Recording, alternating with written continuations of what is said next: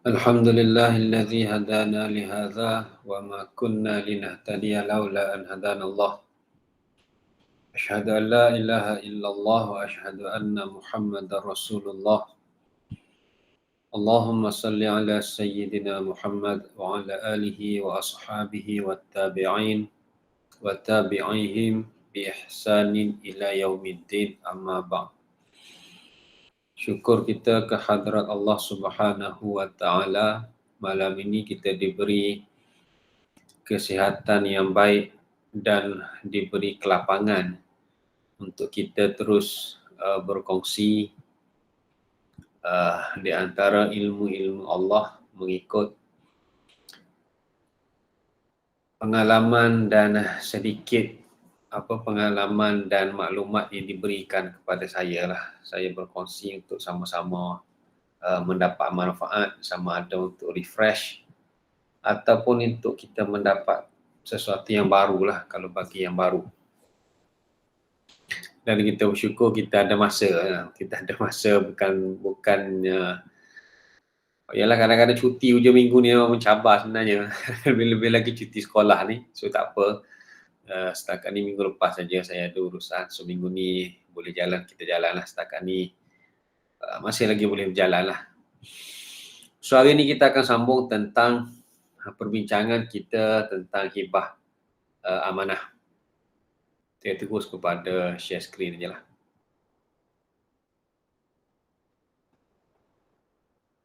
Hibah amanah hari tu kita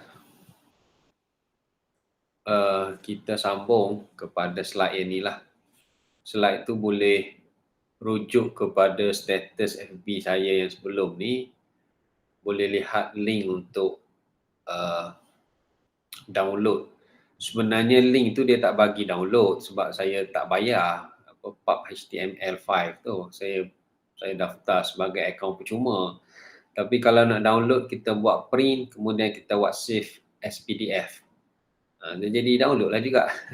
Kalau kita nak download di butang download tu mungkin tak ada lah sebab kalau saya nak full function tu saya kena berdaftar dan saya bukan tak berdaftar, cuma saya kena bayar dia punya tu. Cuma saya tak bayar, so ada terhad lah saya punya perkongsian dekat situ, tapi still boleh download dengan cara kita tekan print tetapi kita buat save as PDF. Kalau yang berminat untuk simpan lah ataupun untuk buat rujukan selepas daripada ni. Dan saya benarkan untuk menggunakan slide saya tu untuk perkongsian. Kalau nak kongsi lah tadi isu pun. Sebab dia hanyalah perkongsian ilmu yang tidaklah bukanlah dalam bentuk buku yang memerlukan, maknanya bukanlah satu intellectual property yang dikawal sehingga kan tidak boleh berkongsi, yang itu maksud saya. Itu slide tadi isu pun. Hari ini kita sambung tentang beberapa dokumen hibah yang saya jumpa lah. Ada satu dokumen hibah yang saya jumpa, dia buat surat cara hibah, kemudian dia buat satu lagi dokumen yang dia panggil sebagai surat kuasa wakil. So surat kuasa wakil yang dibuat adalah secara terus antara pemberi hibah dengan penerima hibah. Cumanya saya nak komen dekat sini, amalan ini bagi saya adalah sesuatu yang sedikit kekeliruan lah, walaupun apabila dokumen itu dibawa kepada saya berbincang dengan anak Guam, dan susah juga sebenarnya untuk dicabar sebab dokumen surat kuasa wakil itu adalah sah. Dan si mati meninggalkan suami, tiada anak, ibu bapa mati awal dan meninggalkan adik-beradik. Jadi si mati sudah pun membuat surat cara hibah kepada suami dia, dan supaya suami dia dapat keseluruhan rumah tu. Kalau tidak, suami dia dapat 1/2 je. Tetapi hibah itu tidaklah dibuat, maknanya tidak ada pindah milik kepada nama suami, tetapi peguam tu dia buat satu lagi dokumen, dia panggil surat kuasa wakil. dia memberi PA, dia panggil irrevocable PA. PA tidak boleh batal kepada suami dia. So ini kita bincang sikit tentang surat kuasa wakil. Surat kuasa wakil ini berdasarkan Akta Surat Kuasa Wakil, yang mana dia ada dua jenis. Dia ada surat kuasa wakil boleh batal dan surat kuasa wakil tidak boleh batal. Power of attorney selalunya kita sebut sebagai PA, yang biasa berurusan dengan tanah. Dia akan biasalah familiar lah dengan perkataan PA. PA ni ialah power of attorney, surat kuasa wakil. Kita memberi kuasa kepada wakil kita tentang tanah kita. Kita tu merujuk kepada tuan tanah lah. Maknanya tuan tanah, dia memberi kuasa kepada wakil dia terhadap tanah dia tu lah. So apa kuasa yang diberikan, maka dia senaraikan dalam surat kuasa wakil. Dia boleh bagi sebanyak-banyak kuasa yang nak bagi, ataupun dia bagi kuasa-kuasa yang terhad. Dia boleh bagilah, dalam tu dia senaraikan lah berapa banyak kuasa yang dia nak bagi. Selalunya kalau dalam kes yang saya jumpa tu, dia bagi semua kuasa dekat penerima PA tu kepada Doni. Dia panggil donor and Doni. Kepada Doni tu, penerima PA, termasuklah kuasa untuk memindah milik. Maknanya penerima PA tu boleh buat pindah milik pada barang 14A menggunakan kuasa PA yang dia ada. Dan PA ni dia ada dua pula, sama ada boleh batal ataupun tidak boleh batal.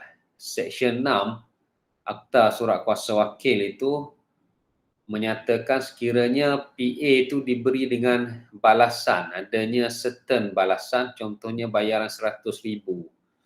Dengan sebab penerima PA membayar 100,000 kepada pemberi PA itu, maka PA ini dikira sebagai PA yang ada balasan, ada consideration. Maka PA itu sifat dia irrevocable, dia tidak boleh batal. PA itu hanya boleh dibatalkan jika mendapat izin daripada penerima PA. Sebab dia ada consideration, bukan PA yang percuma. PA yang satu lagi, surat kuasa wakil diberi tanpa apa-apa balasan. So kalau diberi tanpa apa-apa balasan, pemberi PA boleh batalkan PA tersebut bila-bila masa. Dan sekiranya berlaku kematian ataupun berlaku kecacatan akal, gila ke tidak siuman ataupun nyanyuk, maka PA terbatal ataupun matilah selalunya. Kalaulah PA itu revocable, iaitu PA yang tiada consideration, tiada balasan. Tapi bagi PA yang ada balasan, sekiranya berlaku kematian maknanya berlaku kematian kepada tuan tanah meninggal dunia, maka penerima PA tadi dengan kuasa PA yang dia ada, dia boleh memindah milik. Maknanya PA itu tidak terbatal sebab dia bagi irrevocable PA. Selalunya PA ni kadang-kadang orang bagi kepada tuan tanah, bagi kepada pemaju. Pemaju dia tidak tukar nama dalam geran tanah sebab pemaju bukannya dia nakkan tanah tu sangat, dia nak memajukan tanah dan akhirnya dia jual kepada pihak ketiga. Jadi dalam geran tanah tu akan terus saja keluar nama pemberi yang akhir, pembeli yang terakhir, mana pembeli selepas itulah. So dia tak tukar apa nama dia, maka dia akan buat agreement antara tuan tanah, pemaju dan pembeli selalunya. Selalunya macam itulah. Tapi ada juga PA-PA yang dibuat memang dia nak bagi PA lah. Contohnya dia bekerja di luar negara, jadi susah untuk diuruskan tanah-tanah di Malaysia ni contohnya. So dia bagi PA, surat kuasa wakil. So nature surat kuasa wakil itu dalam kes yang dihadapkan ke hadapan saya itu maknanya dia bagi irrevocable PA. Saya tak ingat berapa balasan dia nyatakan. Tetapi apabila pemberi PA itu si isteri ini meninggal, maka suami dengan kuasa PA yang dia ada, dia boleh tukar nama, dia boleh buat pindah milik di pejabat tanah menggunakan barang 14A daripada si mati tetapi ditandatangani oleh penerima PA kepada diri dia sendirilah sebagai penerima pindah milik. Dan dia buat pun. Dan dia buat pun lepas mati tu dia buat. Cuma bila nak diuruskan pusaka si mati, dia adik-beradik si mati ni jumpa saya dan dia nak kontes lah benda tu sebab dia minta supaya benda tu jadi pusaka lah. Kadang-kadang dia tak tahulah ngam ke tak ngam ke. Jadi benda tu tak boleh kontes pun bagi saya sebab PA tu adalah sah mengikut undang-undang sivil. PA tu sah mengikut undang-undang sivil sebab PA yang diberi adalah PA yang tidak terhad kuasanya besar, termasuk dalam tu kuasa untuk memindah milik. Dan tidak boleh batal, maknanya meninggalnya tuan tanah, PA masih lagi berkuat kuasa. Maka dia boleh menggunakan kuasa dia untuk memindah milik kepada nama dia sendiri. Tak ada isu. So itulah. Sama ada kita nak kata itu kelebihan PA, bolehlah itu kelebihan PA lah. Tetapi dia ada juga kelemahan sebab sebenarnya penerima PA tu dia boleh aja tukar nama semasa hidup pun. Semasa hidup tuan tanah tu pun dia boleh tukar nama dah sebenarnya. tak tunggu mati pun sebab bila bagi PA kuasa tu terus aja ada. Jadi dia boleh kalaulah maknanya suka hati dia lah. Suka hati dia nak gunakan kuasa PA tu bila. Selalunya tuan tanah tak ada isu lah kalau semua balance purchase price semua dibayar. Jadi tuan tanah kata tak kisahlah sebab aku dah dapat ada duit aku, kau tak nak tukar nama ke, kau nak tukar nama pun kau punya hal lah. Kau nak PA aku bagi PA, kau nak tukar nama. Selalunya macam tu je orang bagi PA irrevocable dengan kuasa yang terlalu besar ni. Itu sebenarnya. PA ni dari sudut administration dia, kita kena daftar di 2 tempat. Pertamanya kita daftar di High Court. Kita daftar di Mahkamah Tinggi Sivil. Pendaftaran di Mahkamah Tinggi Sivil tu dia kena ada attestation. Dia panggil peguam cara lah, makna peguam sivil. Dia kena attest pemberi PA ni adalah seorang yang mana tanda tangan di hadapan dia dan bagi dalam keadaan waras dan menurunkan cop jari atau menurunkan tanda tangan tu lah memberi PA tu. Dia panggil attestation tu oleh peguam sivil. Dia tidak boleh oleh mana bukan sembarangan lah. Dia tidak sebab nak daftar di High Court. Daftar di High Court di mahkamah ni dia kena peguam sivil lah. Kemudian bila kita dapat nombor pendaftaran PA di High Court, kita daftarkan pula di pejabat tanah yang berkaitan. Kalau pejabat tanah Kuala Lumpur, kita daftar di pejabat tanah Kuala Lumpur. Kalau pejabat tanah Alor-Star, daftarlah di pejabat tanah Alor-Star. Kan? Contohnya, so kita akan dapat pula nombor pendaftaran PA itu di pejabat tanah tu. Sebab di mana tanah tu berada. Dia ikut, maknanya kalau tanah tu banyaklah pendaftaran di pejabat tanah tu. Sebab ia akan jadi 2 nombor pendaftaran. Bila kita daftar di pejabat tanah, sudah pun ada satu salinan didaftarkan terlebih dahulu di Mahkamah Tinggi Sivil. Barulah pejabat tanah boleh daftar. Tak boleh daftar tu je pejabat tanah kalau belum didaftarkan di mahkamah.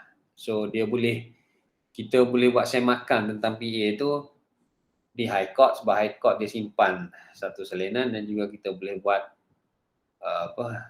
carian ataupun cabutan PA di pejabat tanah. Cuma kadang-kadang berlaku juga orang sign PA tetapi penerima PA tu dia menyalahgunakan lah. Ataupun yang bagi PA tu dia tertipu.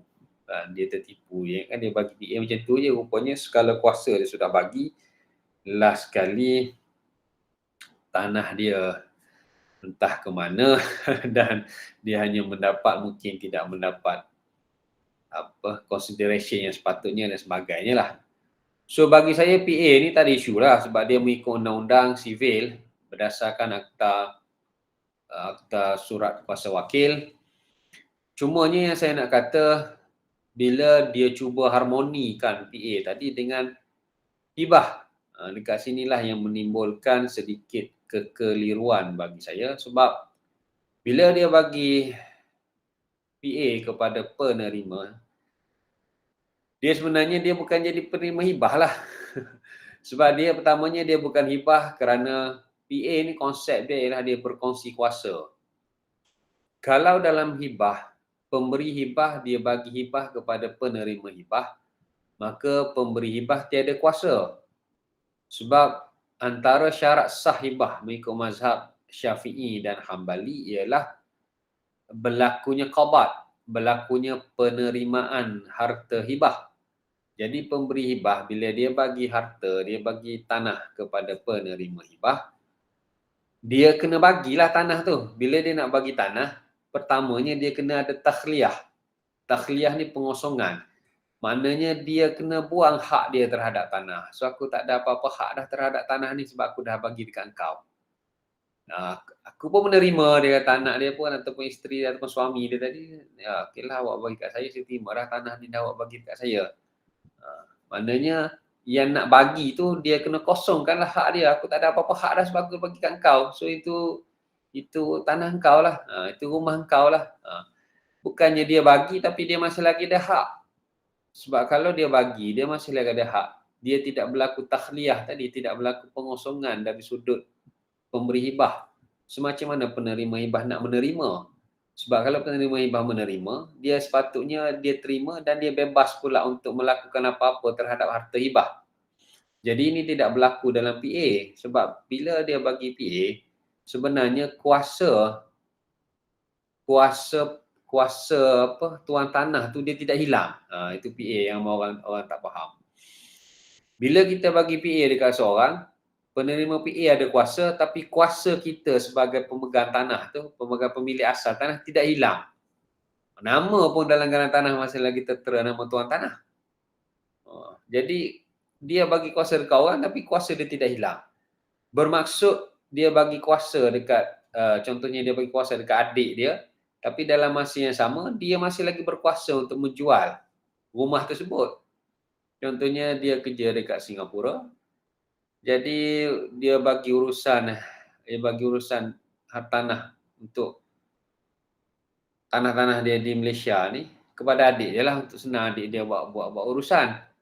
Kalaulah dia nak jual dan seumpamanya, tapi adik dia pun tak terjual juga. Bila dia balik, dia pula yang jual, tak ada isu. Tak ada isu sebab dia masih lagi tuan tanah dan kuasa dia tidak hilang. Dia bagi kuasa dekat orang, kuasa dia tidak hilang. Macam itulah. Tapi bila dia bagi kuasa tu orang tu boleh guna juga dan orang tu boleh salah guna kuasa tu. Orang tu bukannya kita tak aku bagi kuasa kat kau nanti lepas kau mati kau gunalah kuasa. Tak. Dia boleh guna masa hidup juga. sebab kau cakap je guna lepas mati tapi kalau berlaku your overkill masih hidup pun orang tu dah ada salah guna kuasa lah sekali penerima PA lebih kaya daripada tuan tanah asal. Tapi kalau tuan tanah tu tak kisah tak apalah sebab dia dah terima balasan dia tu. Tapi maknanya kuasa itu sebab tu kadang-kadang bagi apa yang terima PA ni kadang-kadang kalau tu saya kata tak payahlah ambil PA tu kerana mengkau je. Sebab kita takut berlaku isu sebab kau dah bayar penuh kepada pemilik tanah memang tak ada isu dengan kau, takut jadi isu lepas ni dengan waris-waris dia dan seumpamanya. Itu kerana mengkau ya, tak payah nak ambil PA. PA ni kalau masa yang sekejap mungkin okey lah. Sebab kalau lama sangat kadang-kadang jadi banyak isu. Cuma apa yang saya nak sebut dia adalah bukan hibah kerana pemberi tu masih lagi ada kuasa. Sedangkan hibah ni pemberi tak ada kuasa. Yang kita duk sebut hibah ASB apa semua sebab engkau lantik balik aku jadi pemegang amanah, so kuasa aku sebagai pemegang amanah. Dalam ni tak ada, dia bagi PA macam tu je.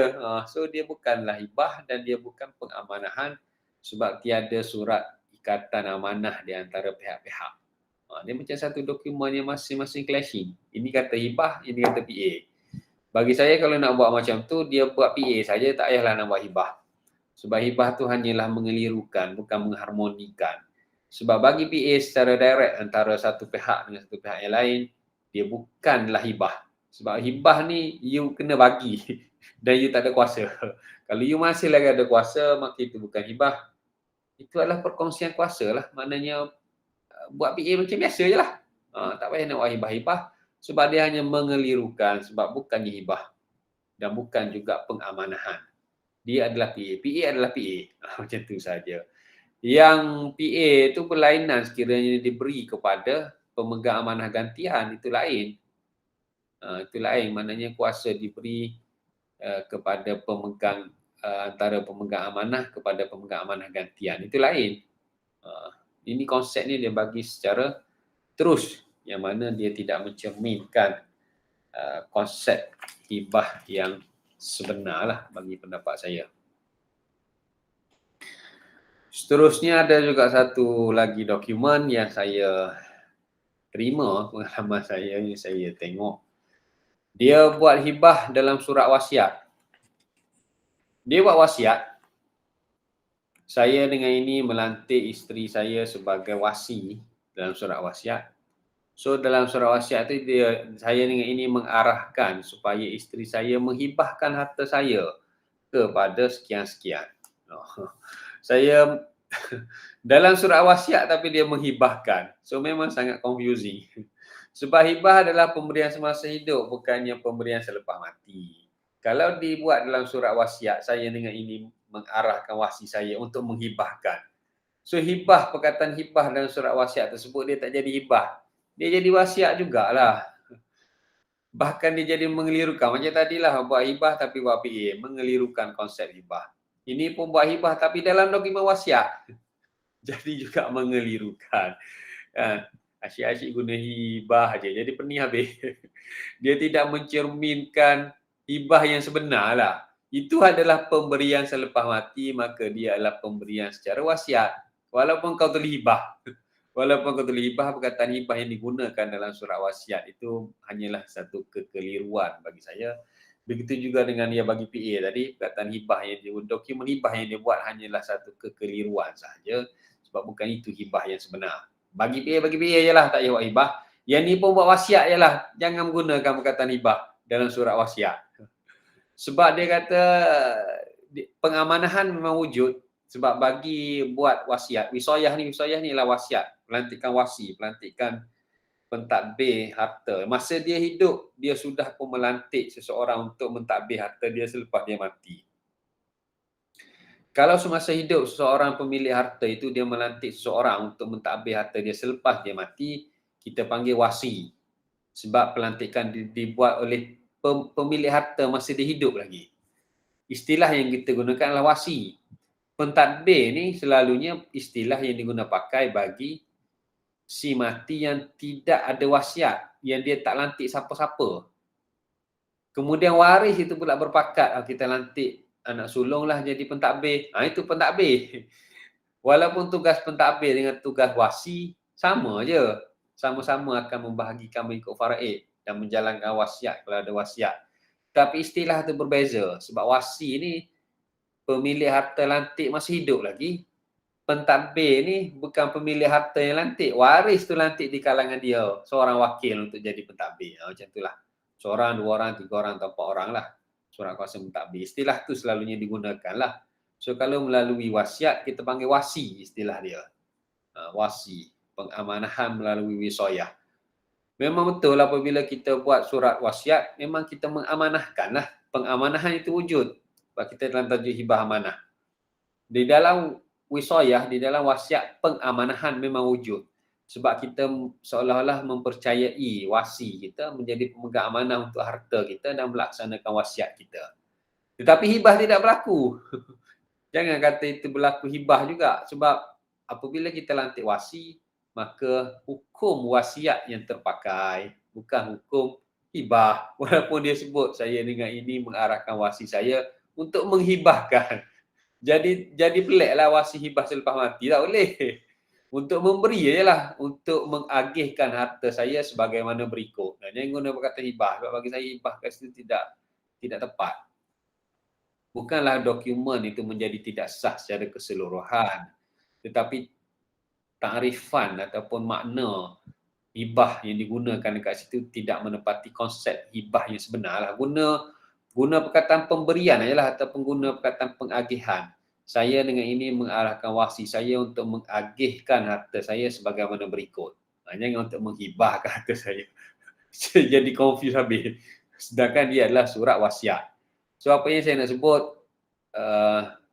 kena pindah lah kalau jumpa perkataan-perkataan yang macam tu, maknanya tolong perbaiki supaya konsep hibah ni betul-betul tulen dan betul-betul kita kata apa, betul-betul suci. Dia adalah hibah yang sebenar. Jangan menggunakan perkataan hibah tetapi tidak membawa maksud hibah yang sebenar sebab dibimbangi akan mengelirukan untuk generasi-generasi yang akan datang supaya kita terus stop. daripada menggunakan perkataan-perkataan yang agak mengelirukan tadi. So apabila pengamanahan melalui wisayah, melalui wasiat tadi, maka hukum wasiat terpakai, maka wasiat ni asalnya ialah pemberian kepada bukan waris. Maka dia boleh saya dengan ini mewasiatkan harta saya diagihkan kepada anak saudara saya sebab dia tak ada anak. Dia tak ada anak, maka dia mengambil anak saudara itu anak kepada kakak dia ke, seolah-olah jadi macam anak dia lah. Dan dia tahu kalau dia meninggal, maka the so-called anak dia tadi ni tak boleh terima harta dia sebab harta dia akan dapatkan adik-beradik sebab dia tak ada anak. Kan? Atau lebih lagi kalau tak ada pasangan lah, lagilah adik-adik terdapat banyak kan, sebab dia tak pernah kahwin dan sebagainya, so dia ambil anak angkat dia tu mungkinlah anak saudara dia lah. Jadi kalau dia nak bagi, dia kena bagi, dia boleh bagi melalui wasiat lah sebab wasiat kepada bukan waris. Tapi dia kalau bagi lebih daripada 1/3, dia kena bagi semasa hidup lah sebab wasiat tidak boleh kepada waris, wasiat hanya kepada bukan waris, dan wasiat tidak boleh melebihi 1/3 harta. Kita akan bincang lebih detail selepas pada ni wasiat. Wasiat tidak boleh melebihi 1/3 harta berdasarkan hadis apabila Sa'ad bin Abi Waqqas, kalau tak silap saya, Sa'ad bin Abi Waqqas, dia ingin mewasiatkan harta dia itu kepada seluruh muslimin dan muslimat. Seluruh muslimin dan muslimat, dan Sa'ad bin Waqqas ni dia panglima perang, mungkin dia ada banyak ghanimah yang dia dapat, kebanyakan harta dia adalah di oasis. Di oasis maknanya padang pasir yang ada air, yang menyebabkan tanaman kurma itu adalah banyak dan maknanya subur lah, dan bernilai tinggi lah. Sebenarnya bernilai tinggi lah. Oasis, kita sebut oasis. Dia bukan padang pasir yang kering. Kebanyakan harta-harta Sa'ad bin Abi Waqqas macam tu. So dia mewasiatkan untuk diberi kepada seluruh muslimin dan muslimat, seolah-olah amal jariah untuk dia, sehinggalah ditegur oleh baginda Nabi SAW, wahai Sa'ad, cukuplah dengan 1/3, dan 1/3 itu sudah pun banyak.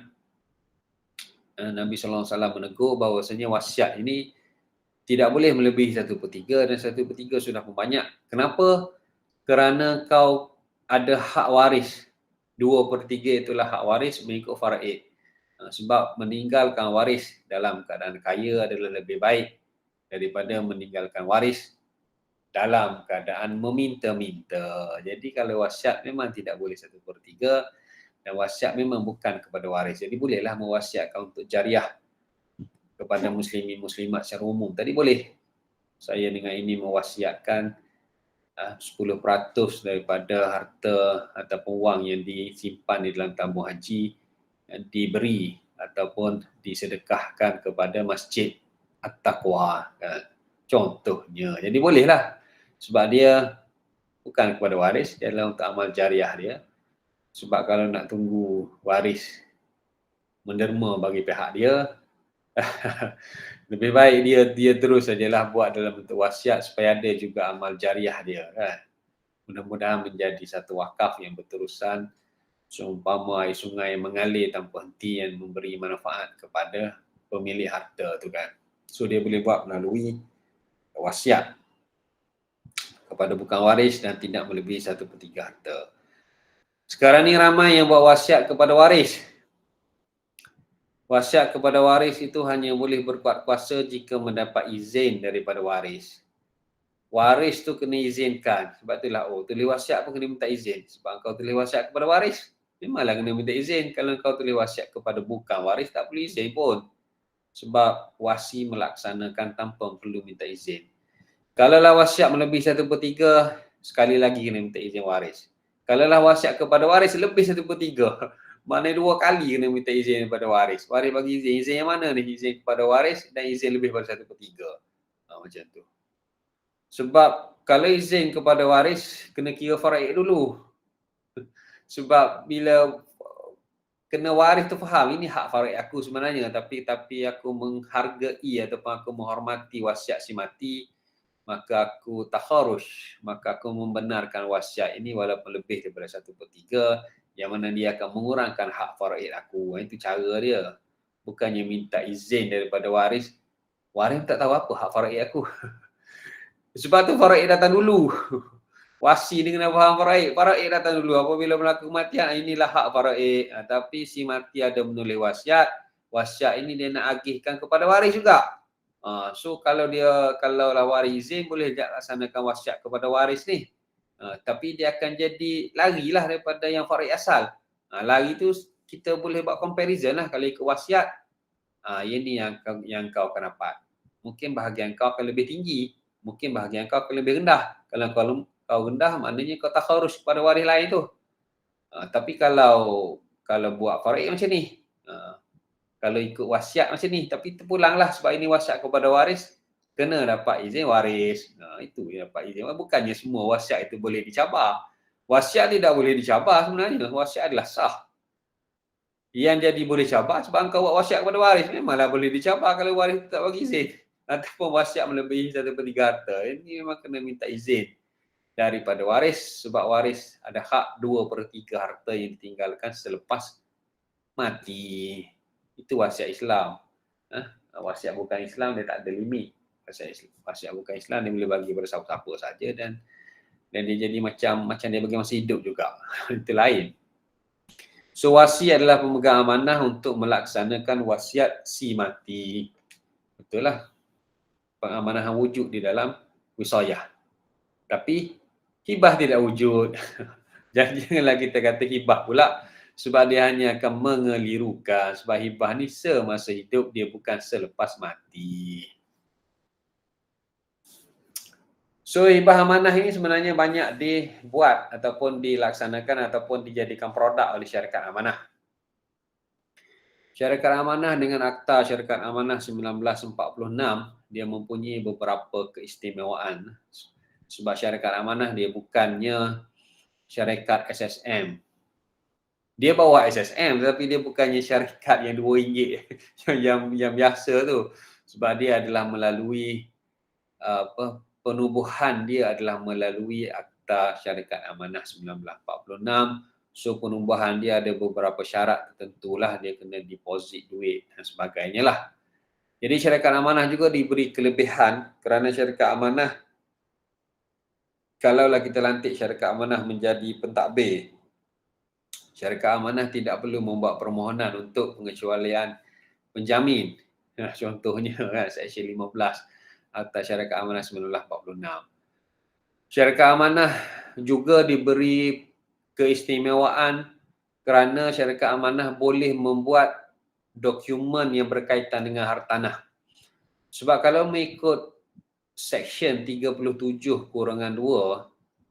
Legal Profession Act, Akta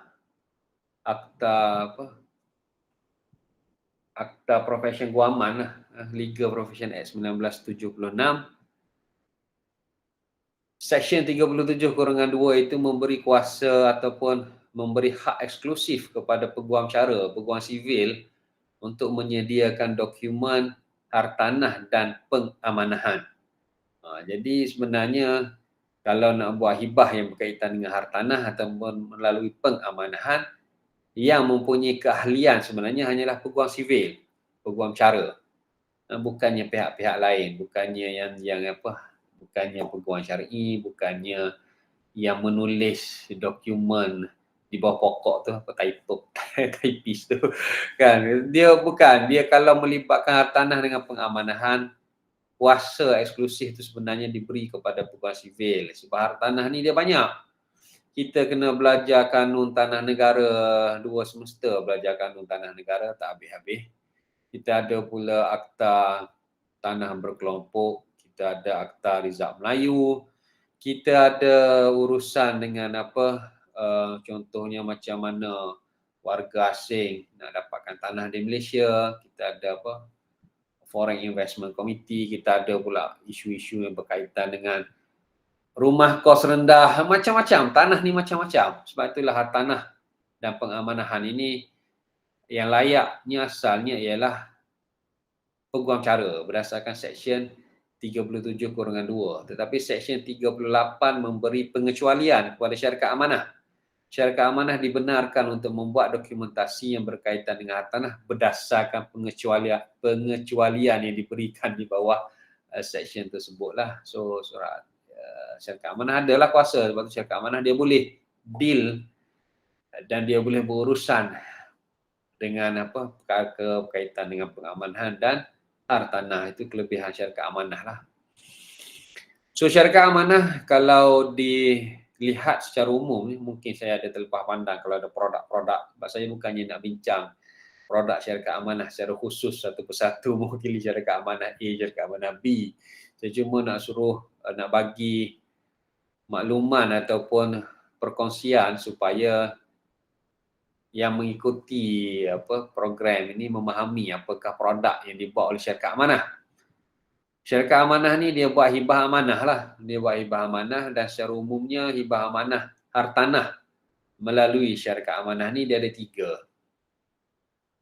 Yang pertamanya dia panggil hibah tradisional. Saya panggil hibah tradisional lah. Maknanya contohnya si ayah dia nak bagi hibah dekat anak dia. So anak dia akan menerima hartanah tersebut dan dia bagilah dekat anak dia, cuma dia melantik syarikat amanah sebagai pemegang amanah. Sebab dia tak nak anak dia tu kalau dia bagi secara mutlak macam tu, tidak ada pengamanahan, dia takut anak dia tu akan menyalahgunakan harta tersebut. Terutamanya kalau disalahguna masa dia hidup, maka mungkin akan membawa mudarat kepada diri dia dan diri anak tu. Jadi dia melantik syarikat amanah sebagai pemegang amanah. Maka syarikat amanah mendaftarkan diri dia sebagai pemegang amanah berdasarkan Seksyen 344 Kanun Tanah Negara. Maka dia ada borang 14A dan ada borang surat dan ada surat ikatan amanah. Sebab itulah kita lihat contohnya di dalam beberapa geran tanah yang akan tertulis kat situ amanah raya berhad sebagai pemegang amanah kepada sekian-sekian. So tanah tersebut bukan lagi milik tuan dia tu, sebab dia sudah menghibahkan, dia sudah bagi kepada sekian-sekian, iaitu ada beneficiary dia, tapi dia melantik contohnya amanah raya berhad sebagai pemegang amanah. Tapi amanah raya ni banyak dia pegang amanah cara mana? Ada yang pegang amanah berdasarkan benda ni, pendaftaran Seksyen 344 Kanun Tanah Negara, ada dia pegang amanah berdasarkan perintah-perintah yang dia perolehi daripada mahkamah ataupun dia pegang amanah perintah-perintah yang dia perolehi daripada unit usaha kecil, macam-macam lah. Tapi kita boleh tengok, kita boleh cabutan, kita boleh lihat dia jadi pemegang amanah tu berdasarkan apa. So ada juga satu produk hibah tradisional, hibah diberi tetapi melantik syarikat amanah sebagai pemegang amanah. So ini clear sebab dia tak jadi pusaka dan sebenarnya kalaulah beneficiary itu meninggal, dia jadi pusaka beneficiary. Jadi pusaka beneficiary sebab dia dah bagi dan sudah pun didaftarkan nama pemegang amanah di dalam geran tanah. Kan? Tapi sekarang ni mungkin dah jarang orang guna yang produk tu sebab itu dia ada kesan dia iaitu dia jadi macam hibah mutlak lah sebenarnya. Sebab dia sudah pun menjadi pemilikan beneficiary tu yang menerima tadi. Satu lagi produk yang berjalan sekarang ini, dia buat surat cara hibah amanah rukbah. Rukbah tu dia tak sebut, dia buat surat cara hibah amanah ataupun surat ikatan hibah amanah, SIHA. Surat ikatan hibah amanah yang mana dia menghibahkan hartanah dia tu kepada anak dia contohnya, tetapi anak dia melantik kembali si bapa ni sebagai pemegang amanah melalui surat ikatan amanah. Kemudian bapa ini pula melantik syarikat amanah sebagai pemegang amanah gantian dan menggunakan surat kuasa wakil. Surat kuasa wakil adalah antara pemegang amanah utama kepada pemegang amanah gantian. So dia lain. Dia lain sebab bapa masih lagi menjadi pemegang amanah utama, so ini lebih selamat. Jadi si penerima hibah pun dia tak apalah, dah bapa bagi kat saya lantik balik bapa menjadi pemegang amanah utama, kemudian bapa ni lantik pula syarikat amanah sebagai pemegang amanah gantian dan ada surat kuasa wakil. So apabila bapa ini meninggal, maka syarikat amanah tadi dia ada kuasa sebagai pemegang amanah. Dia ada kuasa pegang amanah dan pada masa tersebut tanah tersebut tak jadi dah pusaka, confirm tak jadi pusaka sebab dia sudah hibah. Dan dia juga menggunakan kuasa yang dia ada tadi sebagai pemegang amanah tadi, dan dia boleh aja terus mendaftarkan nama beneficiary tadi sebagai pemilik tanah, pemilik berdaftar tanah. Ini konsep dia seperti mana hibah amanah yang biasa lah, hibah amanah yang biasa yang kita bincang, hibah amanah tabung haji, hibah amanah ASNP, semuanya menggunakan modus operandi macam inilah, melantik kembali pemberi hibah sebagai pemegang amanah utama. Kemudian pemegang amanah utama melantik pula syarikat sebagai pemegang amanah gantian. Sekuasa itu akan digunakan selepas berlaku kematian pemegang amanah utama. Satu lagi, dia buat surat cara hibah mutlak antara pemberi dan penerima, kemudian dia buat masa hidup, disahkan, dia peguam syar'i pergi dapatkan pengesahan hibah di mahkamah syariah semasa hidup lagi. Dulu ni pun banyak juga, ini pun boleh buat duit kepada peguam syar'i. So apabila berlaku kematian, maka pemilik harta tadi, customer tadi, dia juga buat wasiat, melantik syarikat amanah sebagai wasi.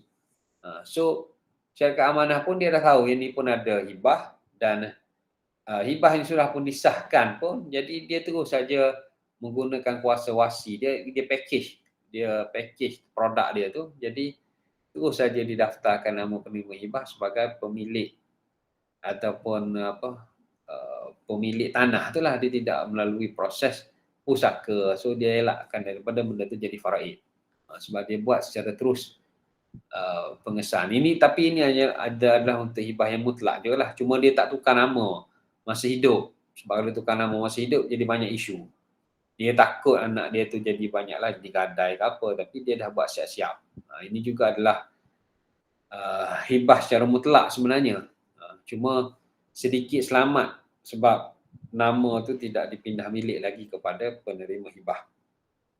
Tapi saya rasa banyak yang buat sekarang dokumen yang nombor 2 tu lah. Kalau nak lebih detail, kena pergi jumpa syarikat amanah dan fahami betul-betul produk yang ditawarkan oleh syarikat amanah. Kalau jadi ejen, boleh juga belajar pula dengan syarikat amanah supaya jadi ejen syarikat amanah, lagilah betul-betul faham produk tu lah. Hibah amanah tunai berlaku di dalam, contohnya di dalam wang simpanan dan manfaat takaful. Sebab kita kalau kita bagi hibah tunai, kita kena transfer duit tu. Contohnya kita bagi hibah tunai daripada akaun Maybank. So kita kena transfer lah duit Maybank tu kepada akaun anak kita sebab kita bagi hibah kat dia. Kalau kita tak transfer, maka qaubat penerimaan harta hibah tidak berlaku. So kalaulah kita nak bagi hibah tunai kepada anak kita ataupun kepada isteri kita, tetapi kita tak nak transfer duit tu kepada dia. Kita cuma ada 2 saja di sudut wang simpanan sekarang ni. Kita ada 2 saja, iaitu di tabung haji ataupun dibuat oleh PNB lah, iaitu amanah saham nasional berhad, hibah ASNB. So hibah di tabung haji ni dia menggunakan konsep sekarang ni hibah mutlak lah. Kita menghibahkan sejumlah wang tabung haji kepada isteri kita. Dalam masa yang sama, selepas itu isteri kita melantik kita sebagai pemegang amanah utama wang tabung haji tadi. Dan kita melantik pula tabung haji sebagai pemegang amanah gantian, yang mana jika berlaku kematian kepada kita, maka yang kita hibah kepada isteri itu masuklah ke dalam akaun isteri. Dia tidak menjadi pusaka. Cumanya bila dia mutlak, sekiranya kematian berlaku, penerima hibah itu, isteri itu meninggal, suami masih lagi hidup, maka duit dalam tabung haji tadi dikira sebagai pusaka isteri sebab isteri sudah pun meninggal macam tu. Jadi tiba-tiba duit dia tak boleh nak withdraw sebab sudah dibekukan oleh tabung haji kerana engkau sudah menghibahkan duit ini kepada isteri engkau. Sekarang ni isteri engkau meninggal, so bukan duit engkau lah. So kena buat bicara pusaka terhadap isteri engkau. Kalau ada kalau ada surat kuasa diberikan kepada pentadbir lah. Uh. Jadi hibah mutlak, hibah amanah tunai di tabung haji ni dia macam bagus kiranya pemberi hibah mati awal. Kalau penerima hibah mati awal dia jadi confused dah. Sebab dia menggunakan hibah mutlak. Dia ialah kalau dah bagi tu bagi lah macam tu ialah, sebab tabung haji dia panel syariah dia masih lagi tidak mengiktiraf pemberian secara rukbah. Rukbah ni maknanya sekiranya penerima hibah mati awal sebelum pemberi hibah, maka harta hibah kembali kepada pemberi hibah. Itu tidak diiktiraf oleh tabung haji. Tapi ini diiktiraf oleh Amanah Saham Nasional Berhad ASNB, yang mana di dalam hibah amanah ASNB sekiranya penerima hibah meninggal lebih awal, maka harta hibah kembali kepada pemberi hibah. So hibah amanah ASNB ni maknanya lebih menempati kehendak orang ramai lah. Saya rasa ramai orang bagi tu dia nak guna, so dia still boleh guna sebagai pemegang amanah. Dan kalaulah penerima mati, dia jadi hak dia balik. Itu sebab itulah dia lebih menempati, tetapi dia menjadi banyak isu lah. Cumanya sebagaimana yang saya kongsikan dalam perkongsian saya sebelum ni, saya dah kongsikan tentang kes hibah amanah ASNB yang dibawa ke Mahkamah Syariah di Terengganu, di Kuala Terengganu, dan akhirnya dibuat keputusan di Mahkamah Rayuan Syariah Terengganu memutuskan bahawasanya produk hibah amanah ASNB ni masih lagi sah sebab khabar berlaku secara dokumentasi. Semuanya berlaku secara dokumentasi, pengamanahan berlaku secara dokumentasi, maka dia sah. Sebab dan memang itu dipersetujui oleh pihak-pihak. Dan even rukbah itu pun juga sah kerana dia dalam hibah, surakatan hibah amanah dia tu tak dinyatakan syarat rukbah. Syarat rukbah itu dinyatakan secara berasingan di dalam dokumen surakatan amanah, yang menyebabkan dia ditafsirkan sebagai hibah dengan syarat, bukannya hibah bersyarat, yang mana ada perbezaan antara hibah bisyarti dengan hibah ma'asyarti. Itu saya uraikan sebelum ni lah. Kena tengok video yang lama lah. Kalau nak faham dengan lebih detail dalam hibah bersyarat kan, saya tak ingat. Satu lagi ialah saya masukkan juga dalam kategori sebagai hibah amanah tunai bagi manfaat takaful. Walaupun manfaat takaful tu, dia sebenarnya kita menghibahkan hak polisi tu. Hak manfaat takaful, hak itu yang dihibahkan, tapi dia akhirnya menjadi tunai lah. Dia menjadi tunai. Tapi kalau yang ni dia beri pengamanahan, dia sebenarnya amanah takaful. Kita melalui absolute assignment lah. Assignment yang dalam dekat situ kita mengarahkan syarikat amanah untuk mengagihkan. So itu adalah pengamanahan manfaat takaful kepada syarikat amanah. Itu antara aset-aset tunai yang boleh dihibahkan melalui hibah amanah lah. Kalau yang lain tu memang kena transfer. Kalau tunai memang kena transfer, kecuali yang ni. Yang ni kita ada ruang sebab kita dilantik kembali menjadi pemegang amanah. Jadi kita tak perlu transfer lah duit tu masih lagi dalam akaun kita. Tapi bukan milik kita sebab kita hanya pemegang amanah, macam tu lah. Tapi lebih selamat lah sebab kalau kita transfer siap-siap. Dah tak ada dah. Tak ada, itu dia punya aim dia lah. So isu-isu fiqah memang timbul kerana dia adalah satu produk yang hybrid, kerana ia adalah satu inovasi baru. So tabung haji dia mengurangkan isu ini, maka dia buat secara hibah mutlak. Dia menjadi isu kerana macam mana penerima hibah melantik kembali pemberi hibah sebagai pemegang amanah, sedangkan tidak perlu pun pengamanahan sebab penerima hibah juga adalah golongan yang mampu untuk menguruskan harta dia sendiri, tapi tiba-tiba je lantik juga pemberi hibah sebagai pemegang amanah. So ini sebenarnya kau nak hibah ke kau nak lawyer buruk je. Jadi niat sebenar pemberi hibah tu dipertikaikan, dan ada yang mengatakan ini adalah satu helah sahaja Tapi ada yang mengatakan ini adalah satu solusi, satu makhraj, satu jalan keluar supaya penghibahan berlaku dan supaya pemberi hibah mendapat maslahah, jadi dia tidak menerima mudarat, supaya maslahah itu kekal. Juga menjadi isu tentang qaubat yang mana ia memang betul menjadi isu, tetapi kerana qaubat itu berlaku secara dokumentasi. Qaubat berlaku secara dokumentasi ini dibenarkan dalam mazhab Hanafi sebenarnya.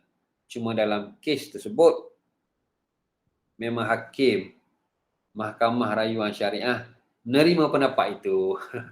Sebab saya tak tahu, mungkin ada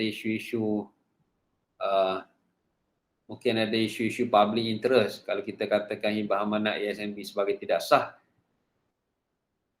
mungkin viral satu Malaysia. Sebab ASNB adalah satu nama besar. Ya, dia ada satu nama besar yang saya tak tahu apa. Tapi dia mengambil pendapat yang sedikit lari daripada mazhab Syafi'i lah, sebab mazhab Hanafi tak apa benda-benda macam tu, dokumentasi dia anggap sebagai sah. Cuma mazhab Syafi'i dia tak boleh teknikal macam tu saja, dia kena berlaku qaubat tu. Berlaku dulu perpindahan, kemudian dimasukkan balik kepada akaun pemberi hibah tu sebagai pemegang amanah. Berlakulah transfer tu. Kalau ikutkan mazhab Syafi'i boleh betul. Lepas tu bayar zakat, bagi beras, tarik beras. Sebab dia tak boleh. Tapi tak apa, sebab ada mazhab lain membenarkan dan ini pun dah diputuskan. Tapi ijtihad hakim boleh jadi berbeza-beza lah. Sebenarnya memang sentiasa menjadi isu fiqh di kalangan mereka yang terlibat lah. Dan akhir sekali untuk hibah amanah ni saja di refresh benda ni, walaupun saya sudah sebut sebelum ni. Antaranya lagi kita boleh hibah secara rukbah tu, antaranya ialah tentang akaun bersama lah. Akaun bersama, sebab bila kita buka joint account, kita buat syarat pengeluaran itu hanyalah salah seorang pemegang akaun. Kita jangan buat both. Kita buat either one signatory, dan semasa hayat tu biarlah kedua-dua orang tu boleh menggunakan akaun tu. Maknanya isteri kita boleh keluarkan tanpa minta izin kita, dan kita boleh keluarkan tanpa minta izin isteri kita, supaya kita dapat buktikan berlakunya pemilikan yang mutlak di dalam joint account tu. Itu adalah milik mutlak saya, itu juga milik mutlak isteri saya. Dan saya sudah menghibahkan bahagian saya kepada isteri saya. Sekiranya saya meninggal, maka keseluruhan harta dalam joint account menjadi milik isteri saya. Isteri saya juga telah menghibahkan bahagian dia. Sekiranya dia meninggal, maka keseluruhan duit di dalam joint account itu menjadi milik saya. Sebab itulah masa hidup saya boleh guna, dia pun boleh guna. Dan lepas mati pun salah seorang itu boleh guna. Sebab ini pernah dites di Mahkamah Syariah, dan Mahkamah Syariah mengiktiraf berlakunya hibah rukbah secara tersirat apabila kita kata amalan itu berlaku. Tapi kalau masa hidup dia tidak dapat buktikan dia ada pemilikan mutlak atas harta tu, atas joint account tu, mungkin hakim tidak akan membenarkan juga. Jadi kita buat biar betul-betul lah kita menggunakan kelebihan joint account yang ada tu, dan kita harmonikan dengan hibah bersyarat rukbah yang kita pelajari. Dan benda tu dibolehkan oleh mazhab Maliki, dan benda tu di-approve oleh bank. Maknanya bank bila kau buka joint account dengan either one signatory, account tak beku. Walaupun bank tidaklah mengiktiraf hibah rukbah, tapi amalan bank tu dia berdasarkan undang-undang bank lah. Jadi kita boleh manfaatkan perkara itu sebagai salah satu alternatif dalam perancangan kewangan kita. At least pasangan kita ada duit emergency lah, ataupun duit terbanyak letakkan pada joint account tersebut lah. Maknanya dia ada juga duit untuk emergency, dia guna apabila harta tu tidak beku, dia boleh guna, dan at least untuk surviving lah. Sehingga itu saja perkongsian saya tentang hibah amanah. Mungkin refresh beberapa perkara, dan mungkin ada juga beberapa perkara baru. Minggu depan kita akan masuk hibah tanah dalam gadaian yang mungkin lebih menarik. Tak tahu menarik atau tidak menarik. Bagi saya semua menarik ya. Ataupun Hibah tanah dalam gadaian, ya saya namakan hibah tanah dalam gadaian sebab ada beza antara hibah tanah dalam gadaian dengan hibah tanah bercagar. Dia bukan cagar. Kita tidak mengamalkan cagar tapi kita mengamalkan gadai. Kita mengamalkan cas bukannya mortgage. Dan kita akan bincang minggu depan lah beza antara cas dengan mortgage dan apakah perbezaan pendapat dan apakah yang diamalkan di negara kita tentang hibah tanah dalam gadaian. Apa yang baik datangnya daripada Allah Subhanahu Wa Taala, apa yang kurang itu kerana kelemahan kita. Kadang-kadang bila malam ni penat sikit, kadang-kadang dia macam-macam isu lah hujung malam minggu ni, tapi itulah kita pun dalam cakap mungkin ada terlepas kata, sebab itulah kita sentiasa berdoa dan kita mohon keampunan dengan kita membaca tasbih kafarah, memohon ampun atas kesilapan kita, dan kita sudahi dengan tasbih kafarah dan surah Al-Asr. Subhanakallahumma bihamdika asyhadu an la ilaha illa anta astaghfiruka wa atubu ilaik. Tawassaw bil haqqi wa tawassaw bis sabr. Wabillahi taufiq wal hidayah. Wassalamualaikum warahmatullahi taala wabarakatuh. Terima kasih semua.